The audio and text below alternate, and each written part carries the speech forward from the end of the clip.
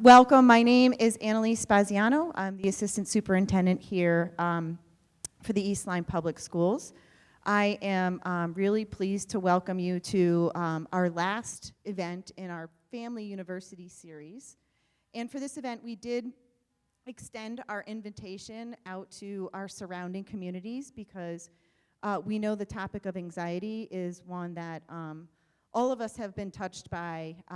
Its prevalence is sort of a little overwhelming, and I know that Alicia will do a great job in sort of talking us through that. So I would like to take the opportunity to introduce Dr. Farrell. She is a cognitive psychologist and it owns Clearview Consulting in Old Saybrook. Alicia and I have worked together probably more than 15 years now, at countless of events that we've hosted together.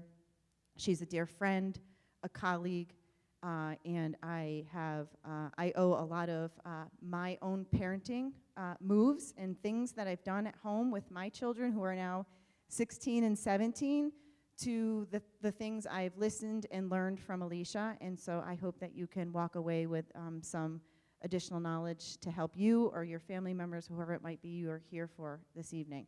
I'll hang around a little bit later after the event if you have questions for me, and I'm sure Alicia will take a few minutes after as well. But without further ado, I'll hand it over to her. Thanks for being here. Awesome, thanks, Annalise. Am I on? Can you hear me okay? All right, great. Thanks everybody for coming tonight. Let me just take a breath and take you guys all in. I know you're very busy, your schedules are very busy, and your lives are very busy, so for you to be here tonight in person is meaningful to me, and it tells me that this is a topic that's of great interest to you. So let me just give you a little bit of a background as to how we'll work tonight. I'm going to present for about an hour and a half, and then we can have conversation, we can have questions. I don't mind being interrupted at all, so if there's something that is really burning a hole in your brain while I'm talking, you want to ask a question or you want to share an anecdote or advice or experience. Oh yeah, oh okay, is everybody, can you hear me in the back there? Okay. Feel free to raise your hand and ask the question and interrupt me because I like my talks to be interactive. So I would appreciate that coming from you guys as well. I have a bunch of handouts, and since COVID, I don't print them anymore. I used to print them, but I don't do that anymore. So what I'll do is I'll give them all to Annalise electronically, and then as long as you've signed up, she'll be able to send them out to you, and she'll also post them.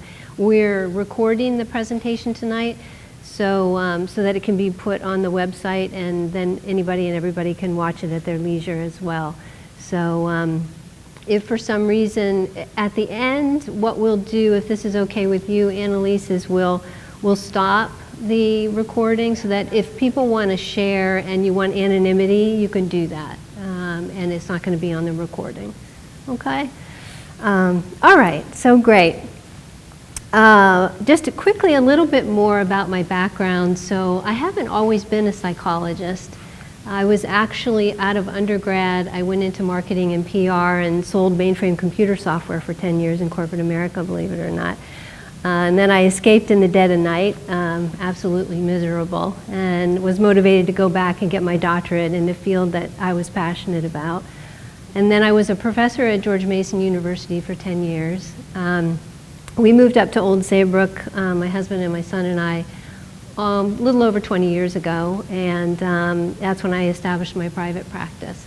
So I've been doing that and speaking professionally in Connecticut and around the country now for quite some time. I love this. I love connecting with you guys this way. You'll notice that I don't use technology, and I do that on purpose because, first of all, it's no fun to stand up here and click through a bunch of slides and read them to you. So instead, what I like to do is I really like to be present with you in the room, and that's what I'm doing tonight with you. We're going to talk about a really challenging topic tonight, and I sit with your kids and with you all day, 4 days a week, and I know how important this topic is in our culture and in our world right now. So I'm hoping to help you guys out tonight with that. So I've been actually sitting on my couch for the last 25 years. And I see that really as I feel blessed to have watched the evolution of our culture over the last 25 years. And unfortunately, it hasn't been an evolution that has led us to a better place. In my view, based on what I have experienced over the last 25 years, things have gotten exponentially more difficult in our lives. In particular, as a culture, we've come to value performance over character. And we're going to talk about how that has influenced the influx of anxiety in our lives as adults and with our children as well. Our kids are learning, unfortunately, that their worthiness is dependent on what they do and how well they do it, instead of who they are, what motivates them, their values. And that has led us down the rabbit hole emotionally in this culture. And of course then, we can't have any conversation about our children and about our lives without making the note that technology over the last 25 years has made a huge impact on the quality of our lives and on the development of our children. Their emotional development, their social development, their cognitive development. And we're going to talk a little bit more about that throughout the presentation tonight and how that relates to the increase in anxiety that we see and depression that we see and other mental health issues in our culture and with our kids. And interestingly, you know, it's so ironic. We have never known more about what we need to do to be physically and emotionally healthy, ever. And we've never been more confused, and to be perfectly honest with you, screwed up.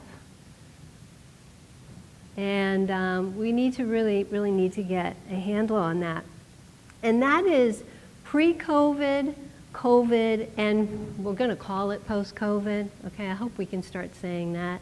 I want to just make sure that everybody is aware that this talk I'm doing tonight was a talk I was doing before COVID. So what I see in the press right now is everybody wants to blame a lot of what's going on in our culture right now on COVID. And there's no doubt at all that that period of time, and I'm going to talk to you about that tonight, about the influence that COVID had on our children and had on us.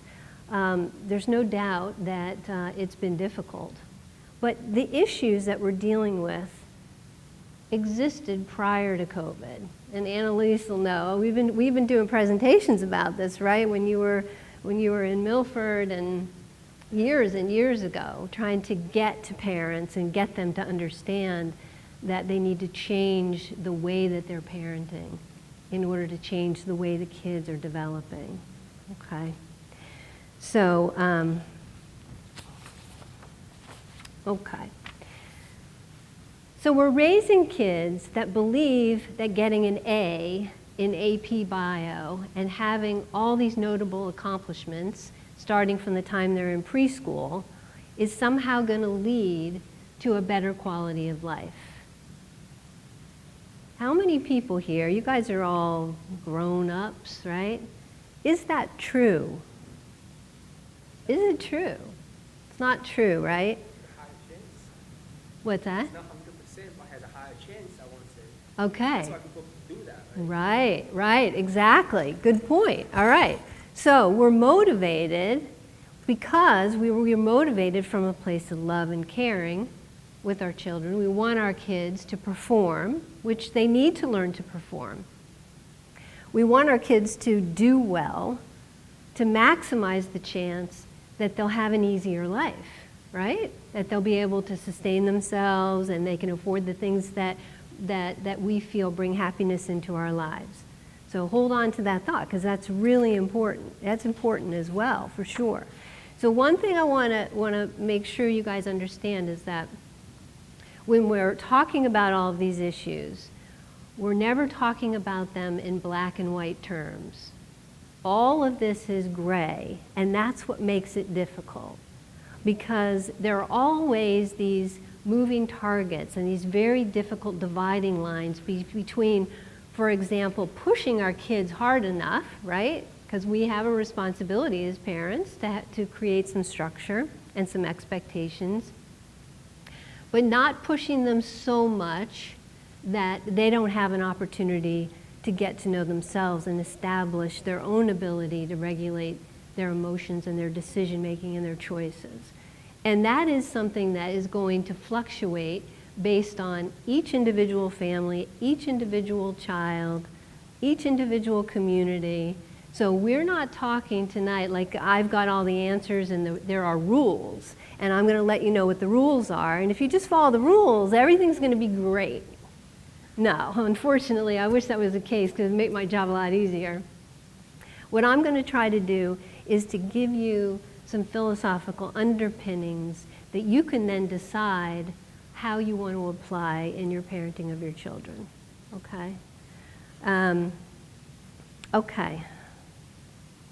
All right, so I was working with a 15-year-old young man the other day, and I wrote down exactly what he said to me about his experience in his life right now, and I want to read it to you. It was amazing. He said, I can't get a break from anything. I feel like I'm always being watched, monitored, judged, measured, and compared.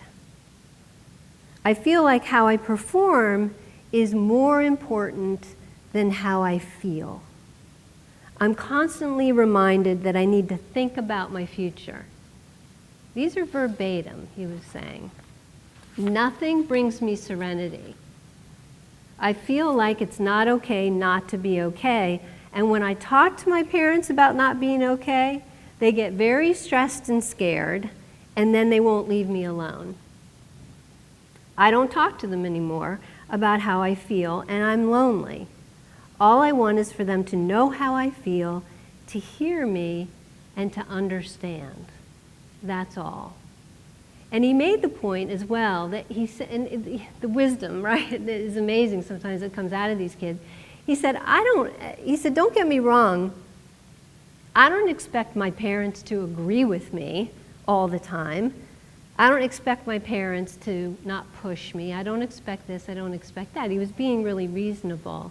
But one of the things that is fundamental to parenting is the quality of the connection you have with your kids, the quality of the relationship.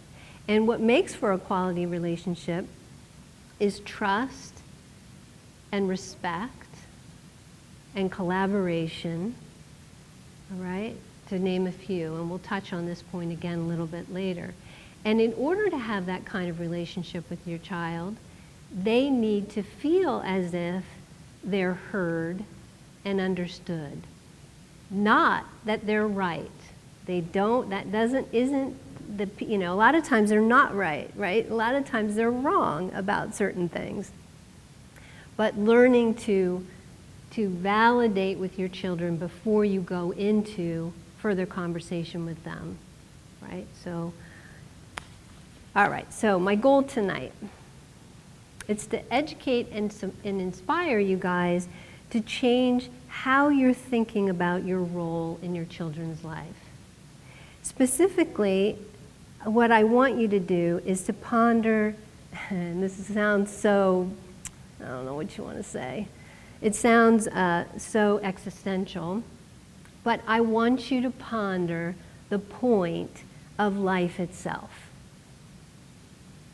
Because the issues that you're here tonight to listen to and understand and learn about and get some support and express are issues that need to be solved philosophically first, because we've lost our way. We think that our role as parents is one thing, when in reality it's something very different.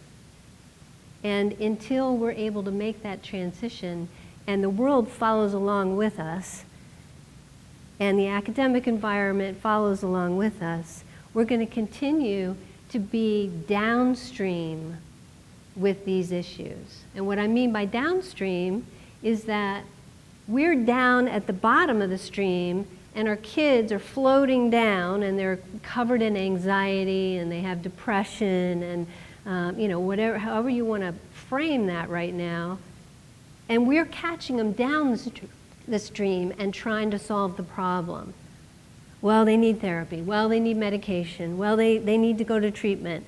Well, they need this. Well, they need that. So we're trying to get to them after the issues are already established, and we need to move upstream so we can start paying attention to what's bringing us to these problems.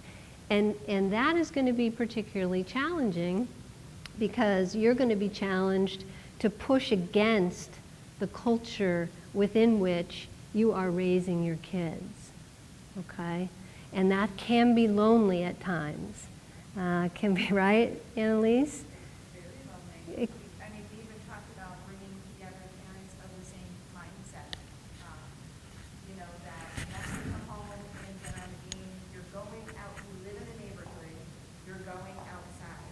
Go find someone to play with and make pacts with parents in the neighborhood that says, nobody's letting their kids on the games, they're going outside. Go find someone to play with, you'll be okay.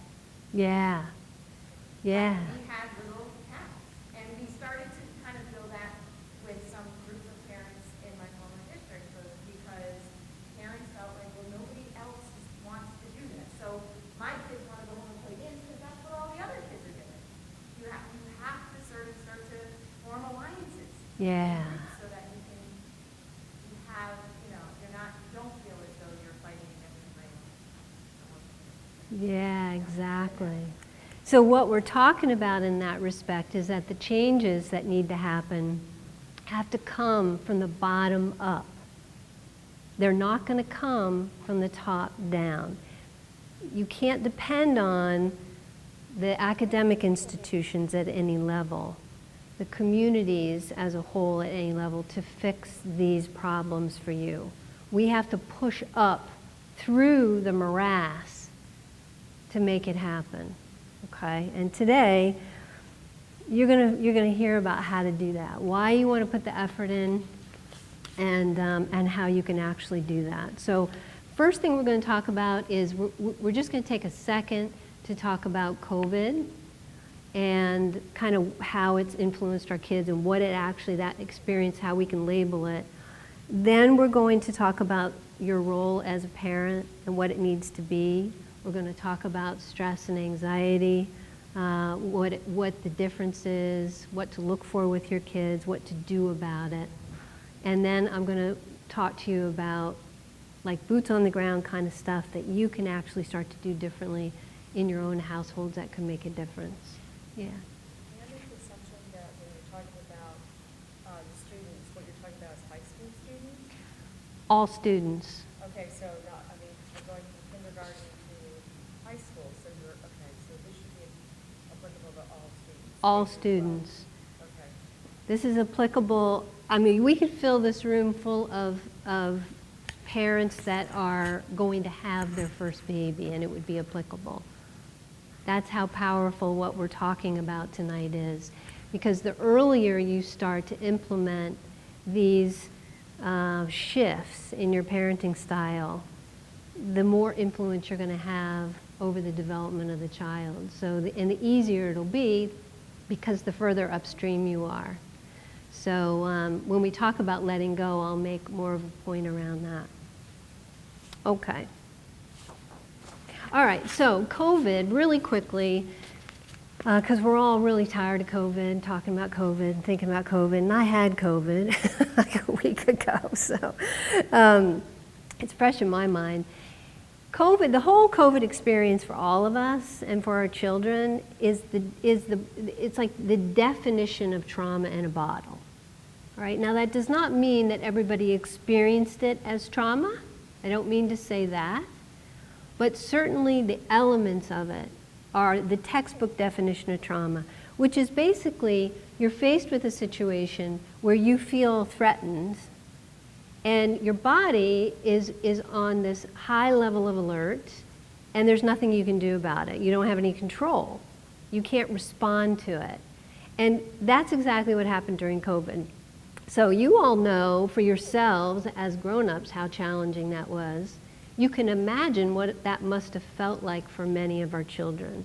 So what we're seeing, and I talked to a lot of school systems around Connecticut, we're seeing those kids, particularly the kids that were in early middle school during COVID, really having a tough time. So the freshman and sophomore classes in high school, we're seeing a lot of immaturity, emotional immaturity, and difficulty regulating emotion.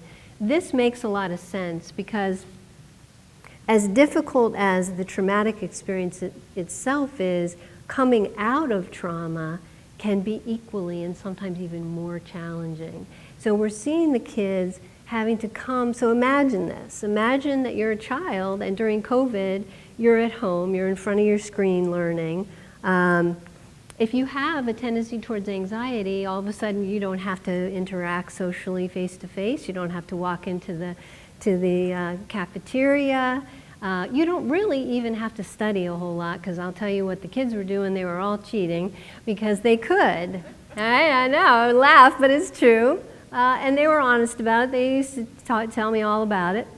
So then, all of a sudden, they come out of being in that environment and they jump back into being face-to-face, and all of a sudden the expectations go up again, because prior to COVID the expectations were ridiculous and perfectionistic, and now they step back into those and they're trying to heal emotionally and socio-emotionally, and they're several years behind. So it's no wonder that the children are struggling.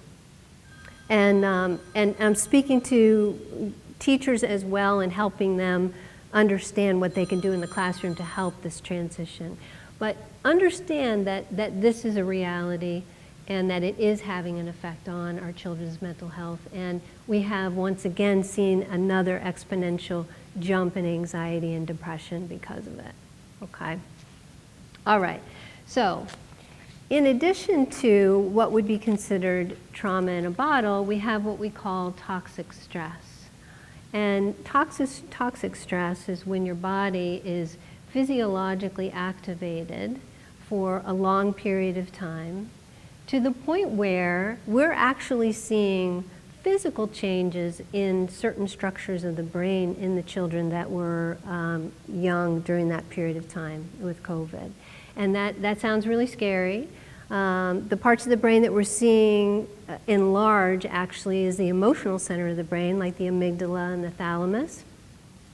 And that is also adding fuel to the fire, because they don't have the regulatory fibers established to regulate around their emotions, and now those emotional centers have been activated to the point where they're much more easily stimulated. And so we need to have some grace with our kids around that, and support them and understand that what we're seeing is really normalize it as a reaction to their COVID experience. Okay? Okay, so let's talk about the difference between stress and anxiety. So here's how I want you guys to think about it. Think about it like a continuum. One of the mistakes that we've made over the course of the last 15 years probably is that we have used those two terms interchangeably.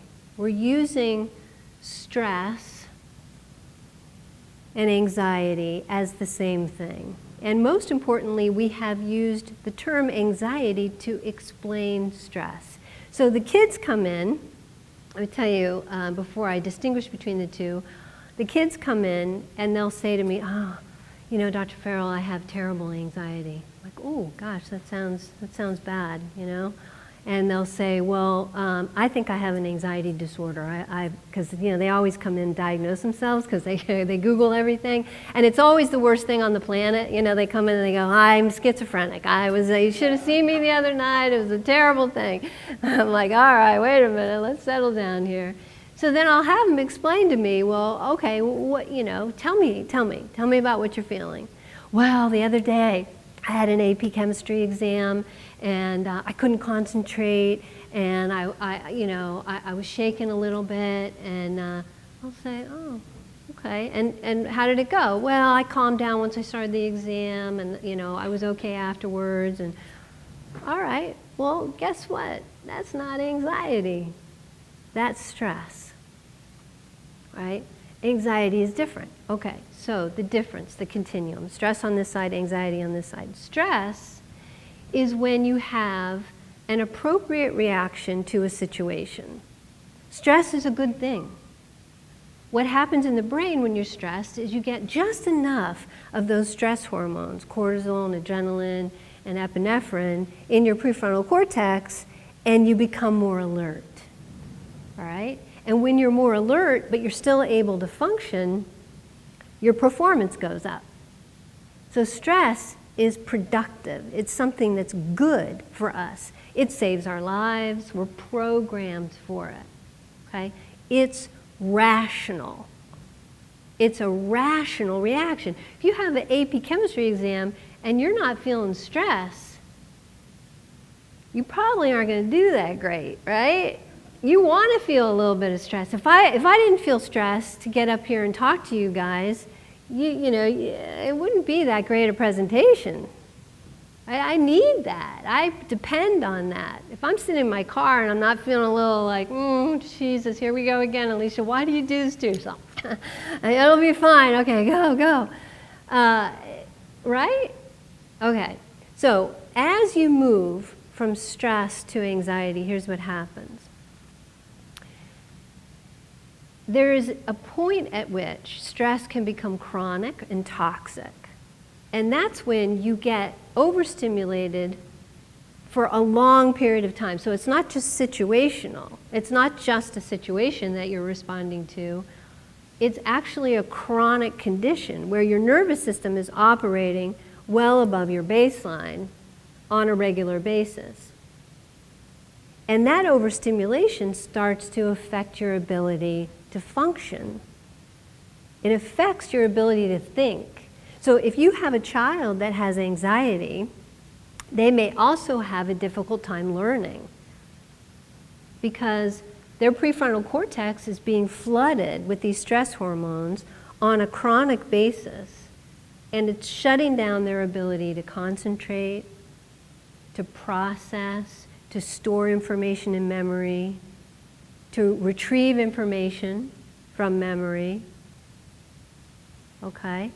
And with that chronic activation, what eventually happens is you are operating at above your baseline, so when something happens or something stimulates you, you go well above that, and it becomes irrational. So anxiety is an irrational reaction to a situation. So if you got your AP bio exam and you're throwing up in the bathroom, your body is having a fight or flight response like you're going to die.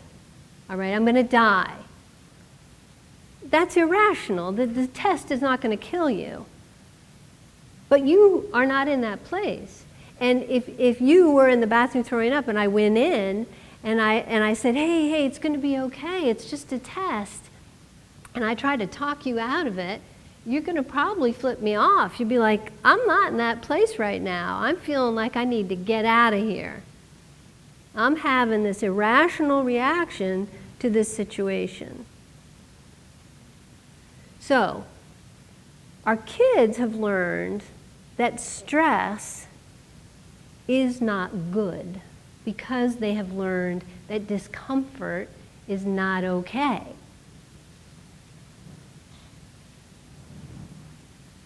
And what happens when we learn as a young person that when we're uncomfortable, we're not okay? It's a perfect formula for anxiety. Does that make sense? Yeah. So, why is this happening? Why is it that our kids are learning that stress is not okay? Anybody have any thoughts on that? How is it that our kids are learning that they can't be uncomfortable? Just try to echo what you said. Maybe when they are stressed, they think they are going to underperform. Maybe they are going to fail their parents. So what they are thinking about is not really just like the exam per se, but what they are thinking about is like what other people are going to look at. Okay, excellent point. So the point that this gentleman just made was that, okay, yeah, Alicia, it's the test, but behind that test are expectations, right? So expectations meaning that the teacher has an expectation, the parent has an expectation, your peers have an expectation. I hear how hard the peers can be on one another, right? So what you're talking about is something that we've seen, and we identified this prior to COVID, and that is this culture of perfectionism. And let me define perfectionism for you. So there are 3 types of perfectionism. One is that you feel like you have to be perfect. One is that you feel like everyone else needs to be perfect for you to be okay. You can have all 3, by the way. And the third one, I feel sorry for you if you do, but the third one is that you feel like everyone else expects you to be perfect. Now, that last one, that third one, has gone up, has increased in our culture of children by approximately 34% over the last 15 years. They feel like the expectation is that they have to be perfect. So you can imagine going into an exam where maybe you don't feel prepared or you don't feel confident or you just don't have the confidence, and you have these expectations that you're holding on to yourself, you may indeed feel anxiety because the expectations themselves are irrational. So the kids, we have normalized irrational expectations for them. So let me tell you a story. This was a couple years ago. My husband was on a conference call and his boss had to get off the call real quick because he had his little twins. They were 3 years old. They were in preschool in New York City at one of those, preschools where they're probably teaching Russian. And the kids are 3 years old. He had to get off the call because the preschool called. They were in a panic. They needed to have a meeting with him because one of his sons was not working hard enough.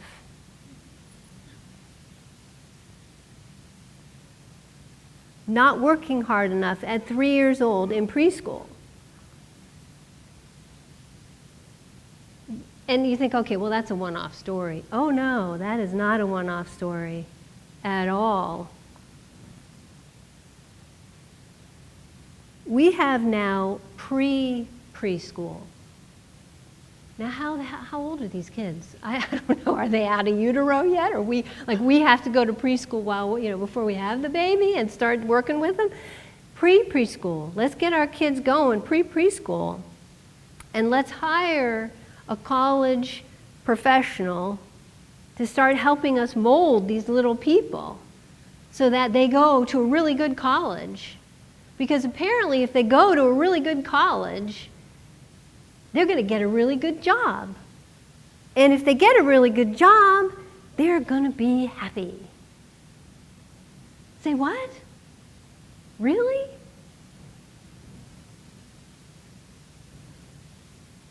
That's irrational. Yet this is the messaging that our kids are getting from us, picking up on, we're reinforcing out of our own fears. So we're parenting. How are we parenting in the 21st century? We're parenting in 3 specific ways. Overall, we're parenting desperately. And you may feel that way. You may feel desperate as a parent. I understand it. I understand why you feel desperate. Because it feels like you're pushing a boulder up a mountain to try to make sure that this child is going to be competent enough and well enough that they can go out and survive in this world and figure out how to be happy. So we're parenting desperately. First way we're parenting desperately is we're parenting from a place of love. Of course we are. We love our kids. Anybody here not love your children? Is that why you're here? I mean, we all have moments, right? Of course. Why'd I have them? This is really hard. Yeah, of course, you're going to have moments like that. But we parent from a place of desperate love. When we're parenting from a place of desperate love, we don't have tolerance for our own children's discomfort. And what happens when we can't tolerate our kids' discomfort? We do it for them. We don't do it with them. We don't necessarily try to teach them to do it. We do it for them. And that's that culture where we're not letting go of our kids because we're parenting from a place of desperate love. We're afraid that they can't do it themselves. And if they're uncomfortable, then we're uncomfortable. And then we need to make ourselves comfortable. So let me tell you a quick story about this. This was just today. I was working with a mother. I was coaching her on 3-year-old. They just moved. They changed states. 3-year-old's going to a new preschool.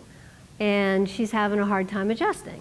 When the mother drops her off, she cries and, just typical stuff. I mean, this is, but it's uncomfortable, right? It's really uncomfortable.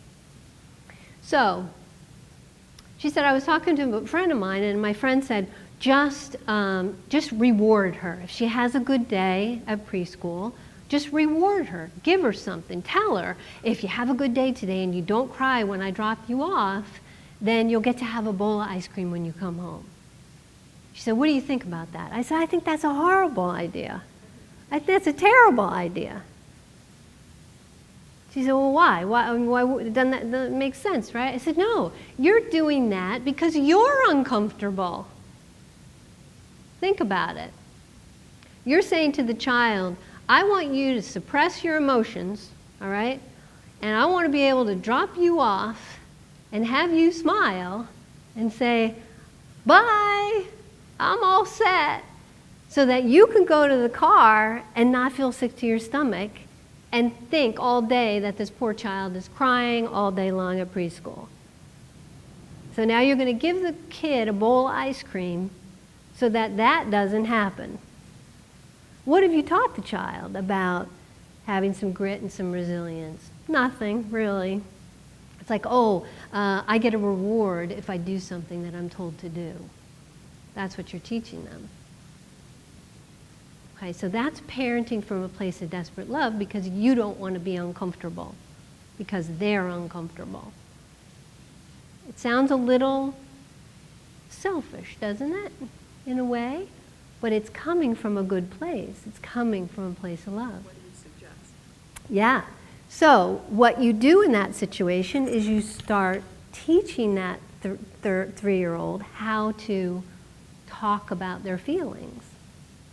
And you can do that by creating what I call an emotional map. You lay them down on butcher block paper and you outline their bodies. You have them identify a couple of primary feelings, real simple with a 3-year-old. You color code it. You tell them, you say, act out being happy, and they act out happy. It's like, where do you feel that? Oh, I feel it right here. I feel it right here. Okay, well, let's put that color on your map. You identify emotions. You put it up on the wall. And before the child goes to school, you say, so tell me, which color are you? I'm yellow today. Oh, you're feeling happy? Good. You think you're going to maybe go to school and figure out how to be happy? All right, let's give it a shot. Today's a new day. See ya. Figure it out. Right? You pick them up. Most of the time after they've cried and you've dropped them off, you pick them up and they're like, hey, how are you? Hey, it was a good day. But let's, and then you process a little emotion with them real quick. Just start there. Just start helping them identify for themselves how they feel. Then you can start empowering them to make choices. So let me give you an example of that. And you can take these examples and bust them up to older kids if you have high school age children. What I recommended to this mother was have the child draw 2 pictures. One picture is her being dropped off and crying and feeling sad. Have her draw whatever that looks like to her. And then have her draw another picture where she's being dropped off and she's happy. She's excited. She gets to see her friends and play all day. Laminate those two. And then in the morning at breakfast, ask this young lady to pick which one she'd like to use as a placemat for her breakfast. You don't even have to talk to her. Just like, which one would you like today? And let's say she picks the happy one. Then you say, oh, well, that's kind of cool. Are you going to be happy today, you think? You think you're going to work on that today? And then leave it, because it's not your responsibility to fix her feelings. See the difference there? Now, what you could do instead is you could go to work after dropping her off and you could call the preschool 15 times and, you know, can you send me a video? Do you have your cameras on? I'd like to watch her. You know, Okay. So you're also parenting from a place of desperate fear. And the fear is that if I don't parent in a way where my child performs and my child is comfortable, then they're going to be homeless. And I'm exaggerating for clarity, but this is the feeling you guys have. You feel like, God, man, if I take a step back and I let go, what if all these horrible things happen to them? What if they get a D? What if they don't go to Harvard? What if they can't afford to buy a house until they're in their 40s? What if this? What if that? That's your anxiety. That's not your child's anxiety. You want to raise a child who knows how to solve problems, who knows what their strengths and weaknesses are, who can make decisions for themselves, who can tolerate the consequences of their mistakes. And if you raise a child like that, that child is most likely not going to have any kind of an anxiety disorder, and they're going to figure it out because they have a fundamental belief system. And this, listen carefully to this, you guys. Your job as a parent is to help your child develop a fundamental belief system about themselves. And that fundamental belief system is, I can handle it. I don't have to know how to do it. I don't have to have done it before. I don't have to be an expert at it. I can fail. Most importantly, I can handle it. That's why a lot of times when you see individuals who have grown up with adversity, naturally, you know, organic adversity in their lives, or they had some difficulty, you know, parent had a mental illness, they had maybe trauma in their lives even. Oftentimes, these people, if they have worked on themselves, are the stronger individuals. They're the ones that feel like, throw it at me, baby. I've seen a lot worse than this. You know, it's like fail an exam. Are you kidding me? I was in a car accident when I was 5 years old and watched my mom die. I think I'm good. Okay? So, not that you want to put your children in harm's way in order for them to get the feeling they can handle it. But what you do want to do as a parent is learn to let it happen and start really, really young letting it happen. Because the more it happens in ways that don't harm their future or harm the quality of their lives or their health and wellness, and the more times they have to experience that and then find their way with your support, the stronger they're going to be, the more resilient they're going to be, the more grit they're going to have. So what is resilience? This is such a, you know, a term these days. We're always throwing around this. What is resilience? What is resilience? Yeah. The ability to get back up after you have what you feel like has failed, and take that opportunity to make it an opportunity. Well, take that opportunity to make it a lesson to learn about yourself in the situation. Yeah, yeah, absolutely. All right, so one definition of resilience is your ability to bounce back, right? And we call that homeostasis, getting back to your baseline. Absolutely, that's resilience. Another type of resilience is your ability to sustain your performance and sustain your connection through the course of adversity. And this is the kind of resilience that we were all struggling with over COVID. Right? We couldn't bounce back necessarily because it kept coming at us, it kept happening to us. Instead, what we needed to do was try to work really hard to maintain our engagement in life, in our lives, whatever that means to you. And it should include connection, even during COVID, you know, the way that we tried to connect. So those are the two forms of resilience that you want to start to see in your children over the course of their development. Their ability to take a hit and get back up, and their ability to take some hits over and over again and still be able to get up and go to school and still be able to get on the sports field and still be able to engage with their friends and sit down at dinner and have conversation. Okay?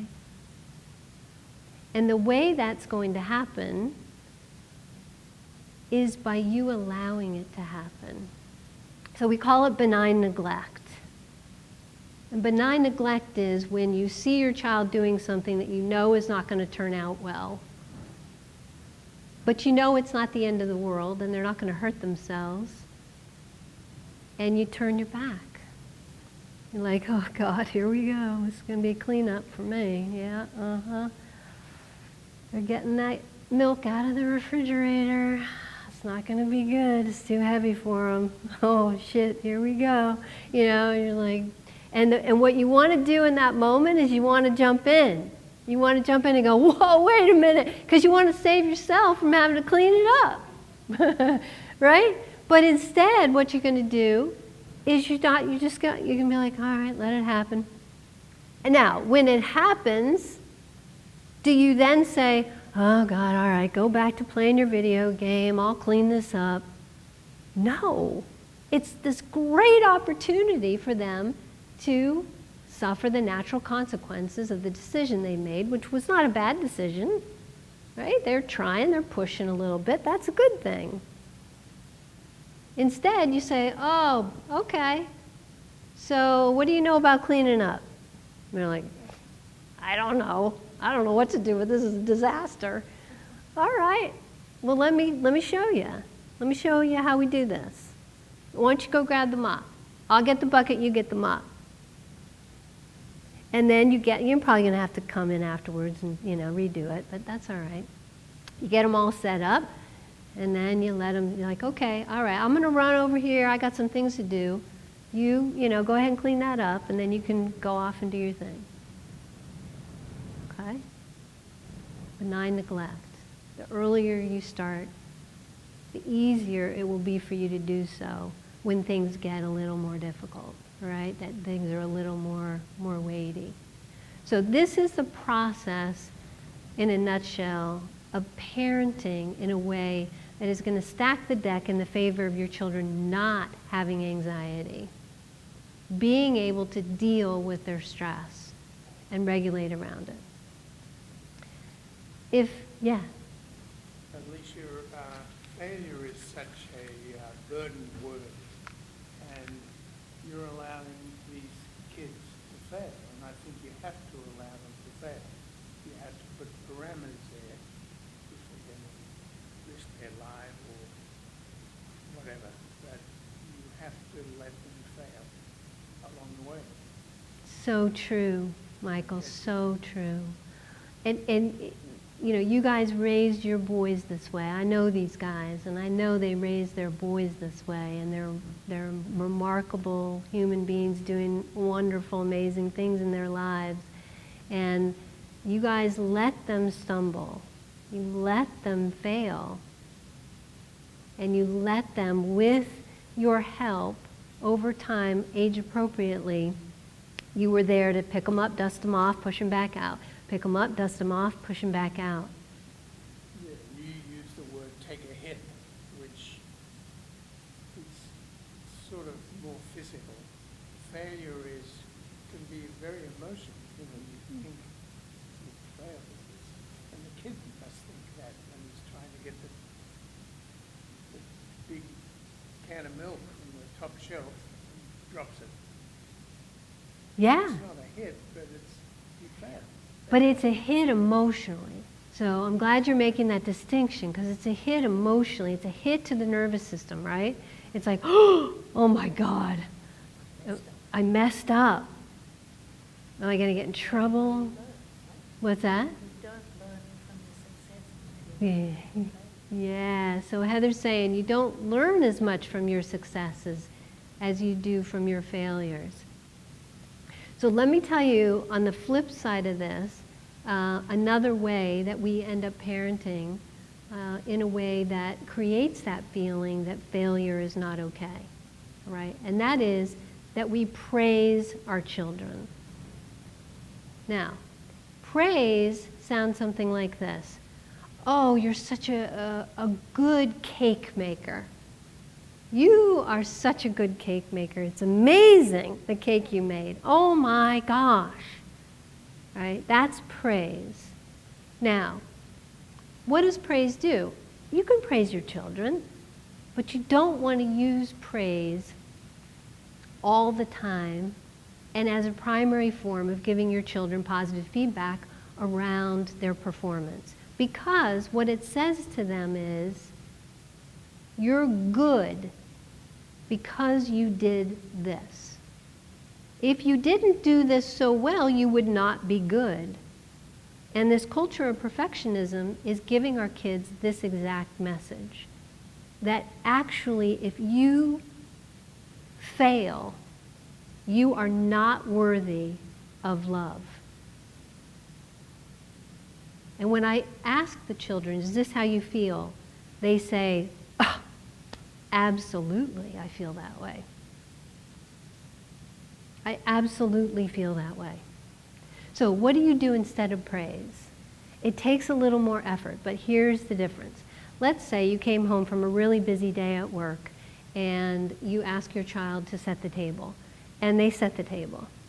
And you praise them for that. You're like, oh, Jimmy, you are an amazing table setter.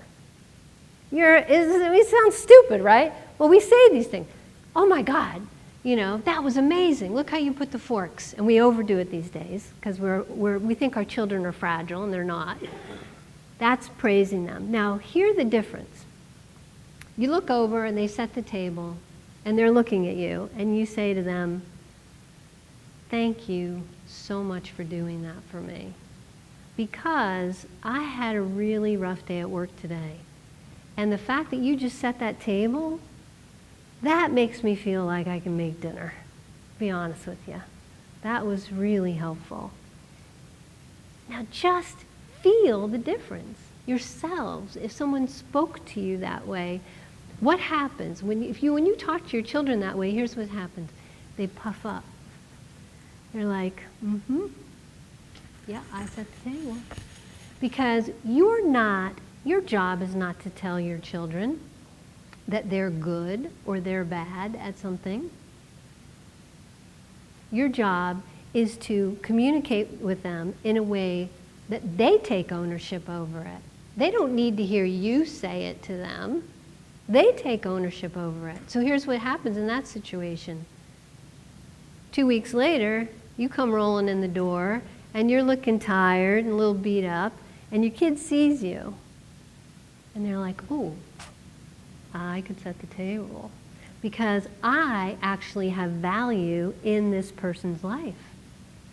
And I know that because they communicated that to me the last time I set the table.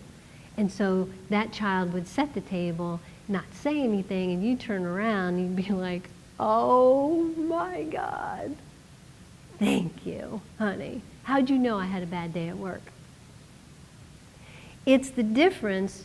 In psychology, we call this the difference between having an internal locus of control and an external locus of control. So when you have an internal locus of control, you know that you can handle it. Even if it's ugly, even if it's messy, even if it's failure, you know you can handle it. You know that ultimately it rests with you. When you have an external locus of control, you're dependent upon other people to tell you that you're good, to tell you that you're doing well, to tell you that you're better than everybody else, to tell you that what you are accomplishing is amazing. And you don't feel it. You don't feel that way about yourself unless you're getting that feedback. Okay? Two very different ways of operating. In life, it's wonderful to get validation, and it's healthy to get validation. It's not to be dependent upon it to feel worthy, to feel good enough. And this performance-based culture that we're raising our children in right now is communicating that we, us, are in charge of how you feel about yourself. We're in charge of your worthiness. So if you want to feel worthy, then do better on your exam. Because if you do better on your exam, then your teacher is going to recognize that, and your peers are going to recognize that, and the principal's going to recognize that, and I'm going to make you a cake, okay, and give you a star, and you get a bowl of ice cream. That's an external locus of control. When you have an internal locus of control and you get that validation, you bring it into yourself and you feel it. You're like, oh man, I worked really hard on that presentation, and I feel so good that I was able to touch somebody enough that they sent me an email afterwards. That's an internal locus of control. Not going home and checking my email 15 times in the next hour to see if all of you emailed me and told me how wonderful I am. And then not being able to sleep because nobody emailed me. And then I get up in the morning and I'm like, oh my God, I guess I didn't do well because I didn't hear from anybody. Do you hear the irrational nature of that? That's an external locus of control. How can you handle the situation where you ask your child to set the table and they put out 4 plates and go back to the teacher? You don't have boards, you don't have glasses, so you're grateful for partial help. But, and you don't want to say, we're thrilled with this because you don't want to feel that. However, they need to do it the right way. So you just said something, it was so great. You said you don't want to make them feel bad by letting them know that they didn't do the job.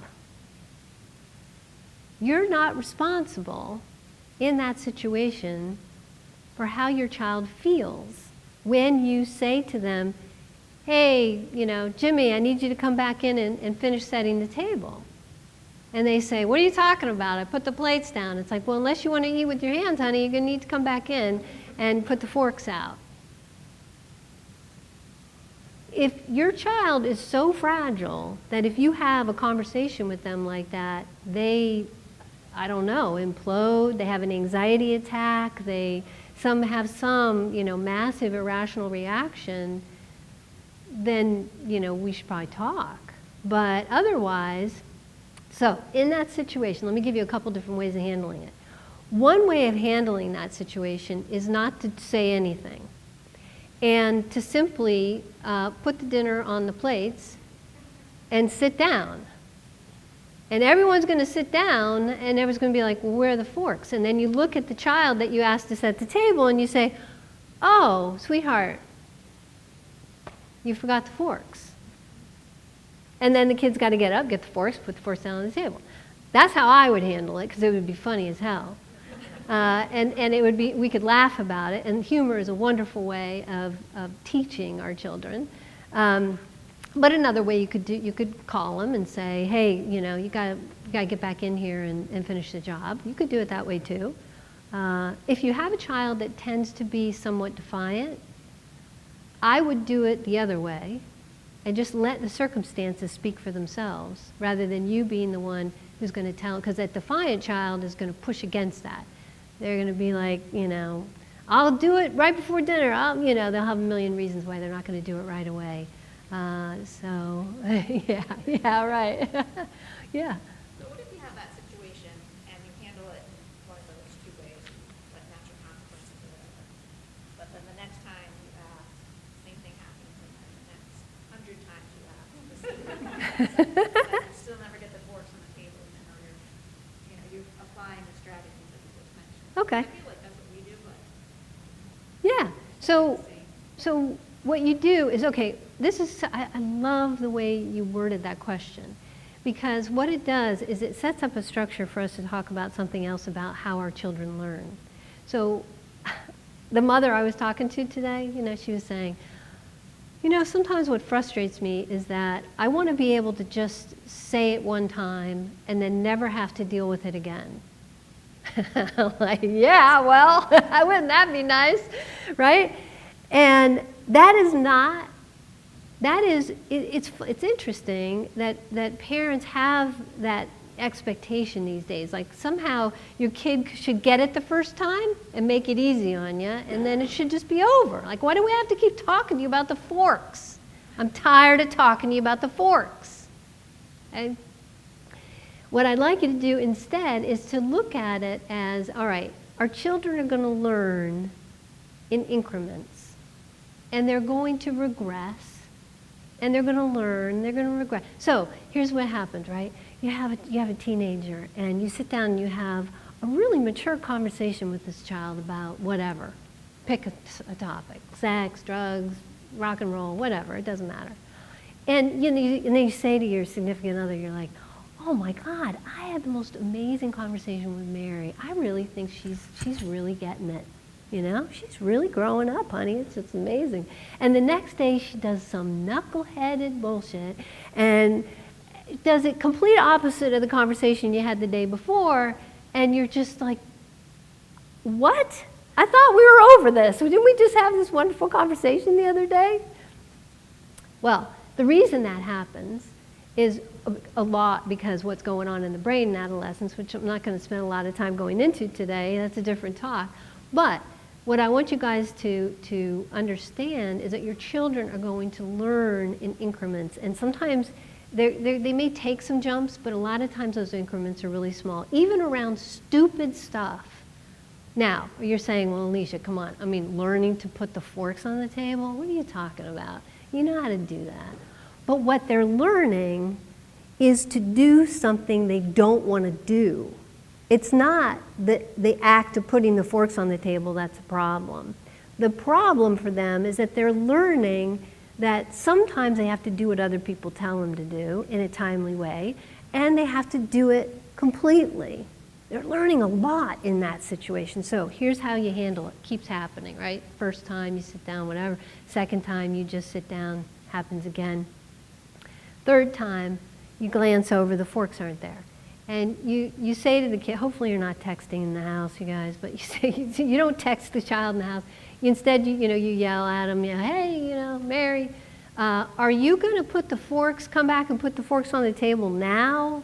Or are you going to put the forks on the table once we've sat down for dinner? I just would like to know. So what you're doing there, you're basically telling them that either way you're going to do it, you have a choice. You can do it now or you can do it when we sit down for dinner. It doesn't matter to me because I'm going to eat with a fork and I'm not putting it on the table. You are. So, and you're not eating with your hands, which means you're going to get your own fork, and while you're there, can you get mine too? So the whole thing will work out. You just have to be willing to go through the process with them, and pretty soon they start feeling like knuckleheaded. And then they'll give in at some point, and they'll just be like, oh, it's so much easier, I'll just put the forks on the table. So what do you do when they put the forks on the table? What do you do? Okay. Do you praise them? Oh my God, you're amazing. You are such a good table setter. Look at that, you did the whole thing. You get a bowl of ice cream. No, you don't. You just say, hey dude, thanks a lot for putting the forks on the table. I appreciate it. That's it. I've been seeing, I guess, because of my background, I've been seeing two cultures, right? On the Asian side, parents are more like yelling and screaming and forcing the kids to do something. And they will do it, and they will forget. And they will force them again a million times. And on this, in America, I feel like more parents are more like in an encouraging way, right? So they are, but the kids are still not learning, right? They forget, you encourage them again, they forget again, encourage them again. But almost feel like both way are not working, but almost like the kid has to hit a certain age, and suddenly something clicks in their head by themselves, and then they start to do it by themselves. You know? Yeah. It's almost like doesn't matter which way you choose. It's parents will always lose. Yeah, yeah, so this is so good. So he was just saying, for those of you who couldn't hear him, he's saying, you know, two different cultures, like his Chinese? Yeah, I mean, I come from China, but I know that all the Asian countries, the parents. Yeah, the Asian country. All right, so certainly there's a stereotype around that, right? We see you guys as being pretty hard drivers that way with your kids. So on the Asian side, they're pushing their kids, and then in America, he's saying he sees that we're a little softer with the kids, and he's saying really the kids just kind of go through the same process, and eventually they grow up and they start doing stuff that they right. So the difference, there is a little in there. There's a strong nuanced difference, and the difference is how you are being. What's the word I want to use? Not gentle, but softer with your kids. Like, how are you doing that? So there are several different parenting styles. Let's talk about that right now. One is the authoritarian style, which is the militaristic style. That's like, it's my way or the highway. I make the rules. You follow the rules. You don't ask questions. You do things when I tell you to do them and how I want you to do them. I grew up with an admiral as a father. You can imagine what that upbringing was like. And we got into some battles. I called him Sonny, my dad, because my mom loved it because because he was Mr. Big Guy, and Sonny is like it just kind of brought him down a notch. so he and I were very competitive that way. Anyway, so growing up like that, I understand that authoritarian style. And here's what happens oftentimes when you parent. You're going to use all these styles with your kids at different times because sometimes you need to be authoritarian. You need to have hard stops. If they're going to do something that's going to put them in serious harm's way, you've got to be able to say, no, I'm sorry, that's not going to happen that way. But if you're using the authoritarian style as a go-to style, what happens is it breaks the connection between you and your child because they are not free to fail. They're not free to think for themselves. They're not free to try and experiment with themselves in their lives. And so what often happens with kids in an authoritarian environment is they start to hide everything from you because they don't want your opinion. They don't want your feedback because they're concerned that if you find out that something's going on with them, you're going to step in, take over, and solve the problem by being the authority. Right? So they start to pull away from you. They start to break away from you. Those kids oftentimes, if they get into trouble, they start experimenting with drugs and alcohol, you're not going to know until they're pretty far down the road. They become very, very good at hiding their lives from their parents. Not a great way to parent as a consistent parenting style. They also really have a hard time developing that belief system that they can handle it because they're never allowed to handle it themselves. They also may go in the direction of being defiant. So oftentimes I see kids that have been really over-parented, even from the mother, like intrusively parented. And those kids can become defiant at young ages, and that's very, very difficult to have a child that is temperamentally defiant at any age. So anyway, the authoritarian style. Then there's the permissive style. Right? So, in the Asian culture, more authoritarian, right? what you're talking about in the American culture, in our culture in the United States, may be a little more what we call permissive. And this is a problem too. So permissive parenting comes in two forms. Permissive indifferent parenting, and that is when you kind of put your needs in front of the kid. You're like, oh yeah, go ahead, whatever, I'm busy over here, I got stuff to do. But yeah, sure, yeah, go ahead, you can, yeah. All right, you're gonna be a couple hours late tonight, that's fine, I'll be in bed, I'll see you in the morning. Just real permissive, like you live your life, I'm gonna live my life, and you know, we'll see who comes out on top kind of thing. So that kind of parenting communicates to the child that their needs, their wants, their feelings are not as important to you as yours, all right? So there's some issues with that. And they tend to get into some trouble because the parents are not really connected. They're not, you know, it's like, I'll feed you, okay? But otherwise, you're on your own. Then there's the permissive indulgent parent, and this is what I see quite a bit of, and that permissive indulgent parenting comes out of a place of desperate fear because, for example, you're afraid that your child, not that you're using this parenting style, but your example, you're afraid that the child's not going to be able to handle any criticism or any suggestion that they've done something wrong, okay? So this is how just in an extreme fashion, the permissive indulgent parent is going to do something like, you've got a kid who's been playing video games for the last 10 hours, and they're going to walk in and go, can I get you a pizza? You know, the kid's like, yeah, could I have pepperoni and could I have a large Coke too? And could you bring it on that blue tray? Because I love that blue tray. It's so nice, that tray. And then, is it okay? Could you get some chocolate cake while you're at it? And the parent's like, okay, yeah, sure. It'll be a little while though because, you know, I called for the pizza and they said it's an hour for the pizza. What are you talking about? Why don't you call somewhere else? I've seen kids do this and talk to their parents like this. The parents are like running around and the kid's just sitting there. So, permissive indulgent development. Your parenting style affects your children's development. It affects whether they have an internal locus of control. Affects, doesn't cause. Now listen to what I'm saying, okay? Because you guys are allowed to be imperfect too. And that's okay. Your kids are very resilient around that.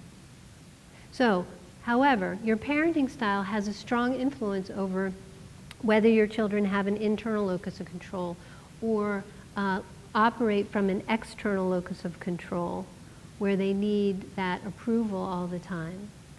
It has an influence on whether or not they eventually develop this sense of themselves over the course of their entire lives. Because the other thing is that we feel like our development begins at birth and ends at 18.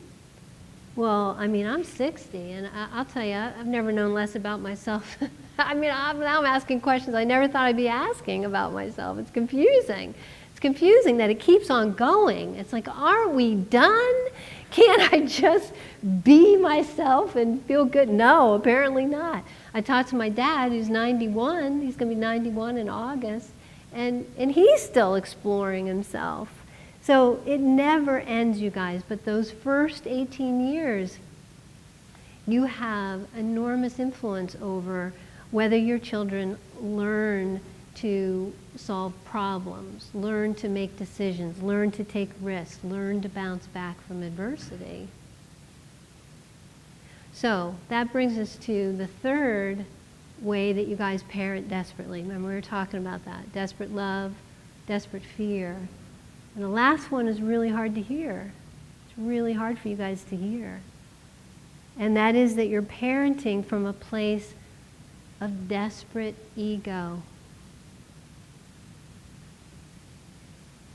And what I mean by that is that you are parenting as if your children are a reflection of your worthiness. So if your child is not performing, if your child has failed, if your child is not doing good enough, then you are not a good parent. I know how competitive it is. I know. I know, and I know how you guys are judged by other parents. And this is one of the things that makes parenting the way I'm suggesting you parent particularly difficult, because you're going to parent differently than a lot of parents are doing right now. And you're going to be discriminated against at some point.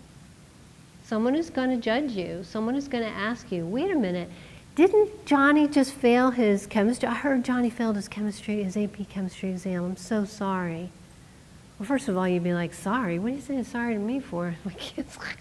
But you're like, oh yeah, thanks, I appreciate that. I was really disappointed in him. And then the parent says, well, so what are you going to do about it? I mean, I heard this teacher is a real, really kind of comes on strong. His exams are unfair. Are you going to call the teacher and talk to him about it? And you're like, no. You're not? You're not going to advocate for your child? No. Well, what are you going to do? What do you want me to do? I'm not sitting in the classroom. It's not my kid. Or it's my kid, but it's not my life. I'm obviously going to have a conversation and check in with my child and see how they're feeling about their performance. So your conversation with your child sounds like this, instead of sounding like, oh my God, are you kidding me? You failed the AP exam? I watched you the last 2 weeks. You weren't doing shit. You didn't study for that exam. Don't tell me you were, I know, I saw you doing nothing in preparation for that exam. When are you going to learn? When are you going to learn? You got to put the effort in order to, when are you going to learn this? I'm getting tired of having this conversation with you. No. You're not going to have, that's not motivating a child to get an internal locus of control where they decide for themselves they're going to stay up and do what they need to do well. You're going to shame them. And then they're going to try to perform because they want to please you. Because if they please you, then you'll tell them how great they are. And when you tell them how great they are, they'll feel good about themselves. That is not what you want to do. So instead, what do? Because the grades thing is ridiculous, right? And I'll tell you what happened with my son. We got this power school. This was, my son's almost 30 now, so this was a long time ago. It was the first time. You could get on this power school and look at their grades and whether they turned in assignments anytime you wanted. And I went wild. I was on that thing 3 times a day, checking on Clay. Oh, he had chemistry at 4. Let me see if he did his homework. Just ridiculous. And it started to erode the connection between my son and I. Because he would walk in the door and I'd be like, why didn't you do your chemistry homework? He'd be like, what? What are you talking about? I said, well, I saw in Power School you didn't turn it in today. Well, he hasn't recorded it yet, Mom. It takes, sometimes it takes him a couple of weeks to, oh, come on, that's an and of course she was being honest, right? So, I got to the point where I was insane. And I had to check myself and take a time out. And finally I said, oh, this is ridiculous. I sat Clay down and I said to him, so here's the deal. I'm out. I'm done. This isn't my responsibility. I'm sorry that I've been so intrusive about this. I can't just, never look at your grades again. I said I'll never look on Power School again, but I obviously want to be, involved in how you're doing. So here's what we're going to do going forward. And this is what I recommend to you guys, to get out from under this grade thing and empower your children to take charge for themselves. You say, here's the deal. This is what we're going to do. In the beginning of every quarter, we're going to sit down, we'll make a list of your classes, and you set your goals. You decide what you want to get in each class. Not me, not anybody else, you decide. And then what we'll do is every 3 weeks or so, we'll sit down and check in with each other. I'm not looking ever again at Power School. I'm not doing it. And so here's what happens. You let go, and they usually tank. Something usually happens, which is fine. It's exactly what you want to happen, actually, because then you can work through the system with them. So You sit down, they set their expectations. 3 weeks you sit down, and they're not meeting their expectations in 3 out of their 7 classes or whatever. And you don't say to them, you don't take charge at that point and say, okay, we got to get a schedule together, when you're going to study, you got this exam coming up. No, because it's not your life, you guys. It's not your life. Your child's life is not your life. It's their life. You're there to help them live their life until they can live it on their own. So instead you say, so how are you feeling about how you're doing? Well, I don't know. I'm okay with that C right now. I can get that up. I'm all right with that. That D, though, I'm not feeling so good about the D. Oh, all right. So what are you thinking? What do you think you need to do differently? And et cetera, et cetera. You ask them questions. You don't tell them. I'm the expert in the room. This is what we're going to do. When you get a D, it means that you stay after school every day, and then you do this, and you do this, and then guess what? You follow those rules, and your D will go up. Let them figure it out themselves with your support, with your structure. So they get their report card, they come home, they have a D in that class, their report card. Do you flip shit, and you're like, oh my God, what the hell? No. Just say, so how are you feeling about this? Because it's really quite a bit lower than what you wanted from yourself. I would imagine you might be a little disappointed. And yeah, I am. Okay. So what are you going to do differently next time? Because remember, they learn in small increments, right? So parenting from a place of desperate ego means that you are in a position to feel shame yourself when your children are not good enough, they're not performing, they may fail. You're being judged by your peers is another trigger. You have not detached enough from your child. You think that they need to be a reflection of you in the world, a reflection of your parenting. They pick up on this, by the way. They pick up on the fact that you're attaching their performance to your sense of worthiness as a parent. Imagine that pressure. That you feel like you have to perform in order for your parent to feel good about themselves. Because one thing we know about 100% of kids is that they want to please you.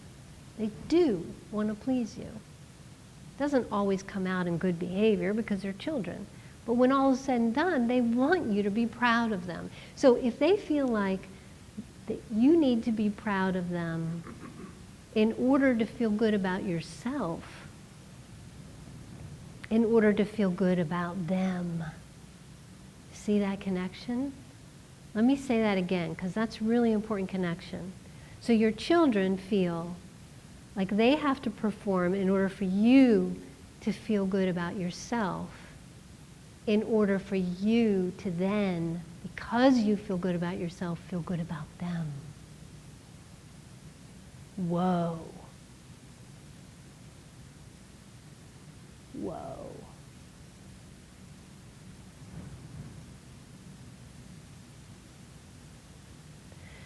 So, let's take a few minutes to talk about some specific things that you guys can do. And the first thing is going to be a little difficult for you to digest because it's counterintuitive to everything that you think you should be doing. I want you to lower your expectations of your children. Oh. I want you to lower your expectations of your children. All right, so what does that mean? It's called the 70% rule. And I speak to teenagers. I was down in Fairfield back in the fall, I did it, or January maybe. I spoke to the entire student body by class, big, Fairfield Ludlow High School, 450 kids in each of the classes, freshman, sophomore, junior, senior. Each of the classes for an hour and a half we talked. And I talked to them about the 70% rule, and I demonstrated it with them. And I'll tell you how. I was going to do it with you guys tonight, but I haven't done it actually done the demonstration, and I don't know if anybody would be willing to do it, but I'll tell you what it was in a second. So the 70% rule is this. These kids are going into their everyday lives thinking they have to be perfect, and perfect is performing at 100%. That's irrational, it doesn't exist, 100% does not exist. So the 70% rule, how you apply it is, first you start at 100%. So let's say your child has a paper they need to do. They would identify what 100% performance was for them. Well, it would be 100% score on the paper plus the extra, 20% or 20% I can get if I do this extra work on it. All right, so it would be 120% would be my 100%. Great. All right. How does that feel? That feels scary. I'm feeling some stress. Maybe I'm experiencing some anxiety around having to step into this project with the expectation that I've got to do 120%. So now what I want you to do is to lower that to 70%. What would 70% be? Okay? All right, well 70% would be that I get like a B plus on the paper. So maybe I get a 90 or an 89 on the paper. And instead of staying up the next 3 nights to get the paper done, I just work on it 3 hours tomorrow and a couple hours the next day, and then I stop. That's going to be my 70%. Okay. So that's the lowering of expectations. Now what you do is you go into the situation working towards 70%.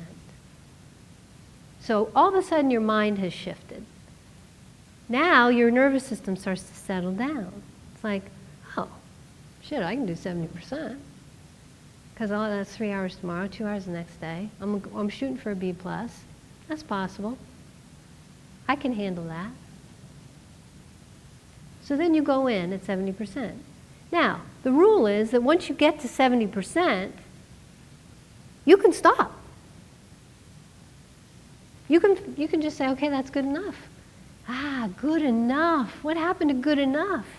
Satisficing, it's called in psychology. Doing just good enough. 70% is actually even better than just good enough, but 70%, all right, that's good enough. You can also, if you get to 70%, you can decide that you have more in you, and you're going to put another couple hours in, or you're going to go back and edit it again, or you're going to do this, you're going to do that. You can do that too. If you get to 70%, you decide you got a little more left. So now you've created a choice for yourself. When you were at 120%, you didn't have a choice. It was 120% or I'm going to feel terrible about myself. Now you've created a choice. And you've calmed your nervous system down so you can step in. So here's what we know about this, you guys. In the research, time and time and time again.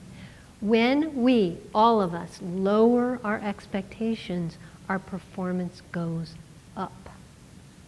What you guys are afraid of is that, oh, Alicia, come on. If I lower expectations, I teach my child that it's okay to lower expectations, I'm going to have a bum on my hands. Like, this kid is going to think that it's okay to just, do 40% and that's good enough, right? No, that lowering expectations sounds counterintuitive, but actually the opposite is what's counterintuitive emotionally. So this is how I demonstrated this with the kids. I asked for volunteers for individuals who'd be willing to do some push-ups. And of course, you get all the jocks, right? You get all the guys, the big guys. It was great. They were so funny. I asked for, the junior class, I asked for 2 guys to come up, and I had 5 guys come up. They were like totally blew over my authority. They were like, oh no, I'm doing push-ups in front of my class. That's how that goes. I was like, oh, that's great. So this is how we demonstrated it. I had them on the stage just like this, and I asked them, what is your 100%? Number of push-ups, what can you do? And they'd say, do, you know, whatever. And I say, now lower it to 70%. And it didn't have to be mathematically correct either. So 100% doesn't have to be 100, and 70% then is 70, right? Although one of the young men has anxiety, and it's because he's a perfectionist. And when he said, I'll do 100 push-ups, and I said, what's your 70%? He went, 70, of course. Right? I knew right away. I'm like, oh, okay. I know what's going on here. So, without fail, in each of these classes, for all the push-ups that they did, they got to 70%, and they went further. And most of them got to 100%. Now, I asked them what the experience was. And when they were talking about their 100%, they described feeling highly stressed. You could see it. They were tight. Their breathing was constricted. When they got to 70%, they committed themselves to that number, they started to calm down a little bit. So all of a sudden, they went from feeling some anxiety to feeling stress, which helped them to perform. The other thing that was fascinating was that obviously each individual that got up had a different number. Now, why is that important? What's important about that is that we are treating our children as a group as if there's a number for all of them. And if they don't meet that number, they're not good enough. So I was also showing the kids that one guy said 100, another guy said 70, another guy said 30. And it didn't matter. They all got celebrated equally.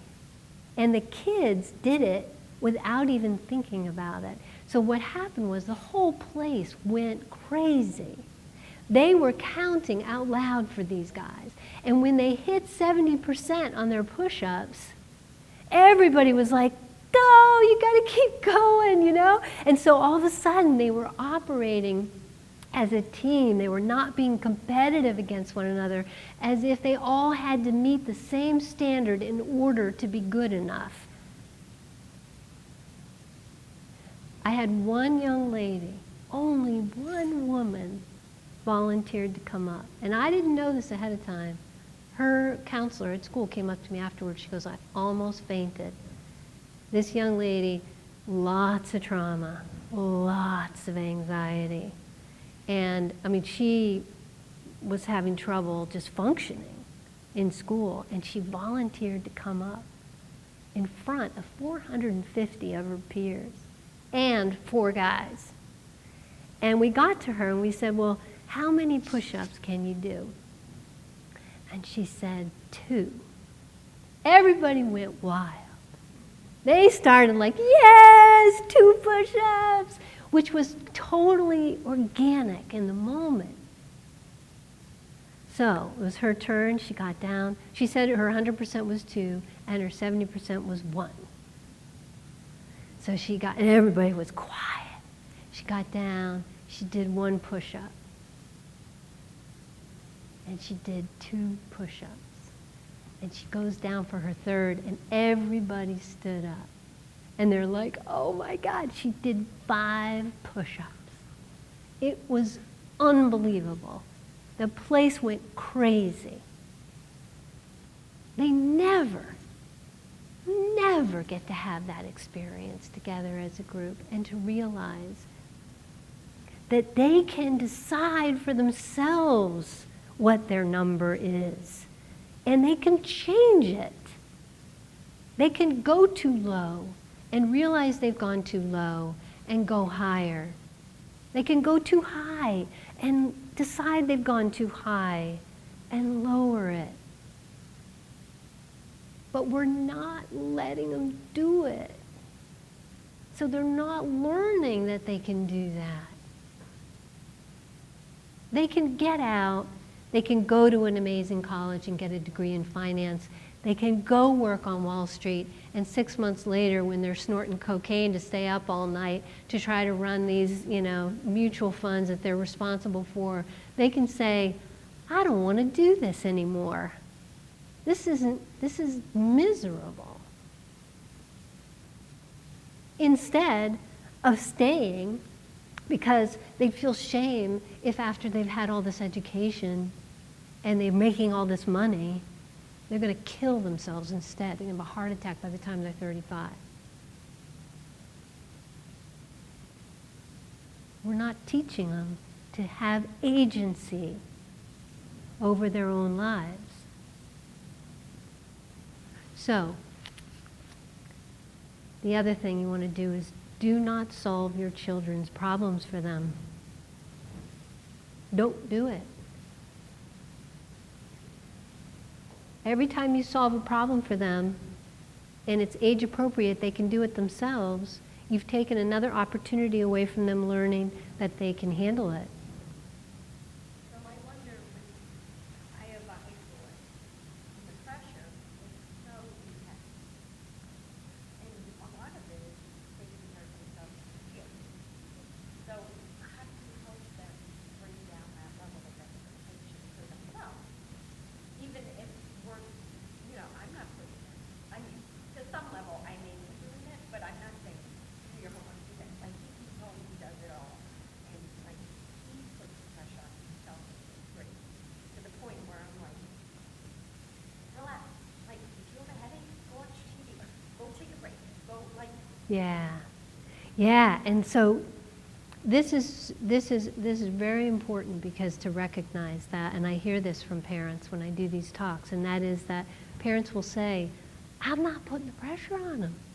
I mean, they're driving themselves, and they're coming home crying because the person next to them got 100 and they got a 99, and I don't know, it's all just feels insane to me, but I don't know what to do about it, right?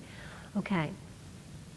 So first of all, recognize that the problem is well entrenched, so it's going to take some time for it to resolve over, and I mean time, like it's probably unrealistic that your child is going to learn to think for themselves in a way that's going to help them calm this down while they're in high school, to be perfectly honest with you. But that does not mean that you don't start working on it with them, okay?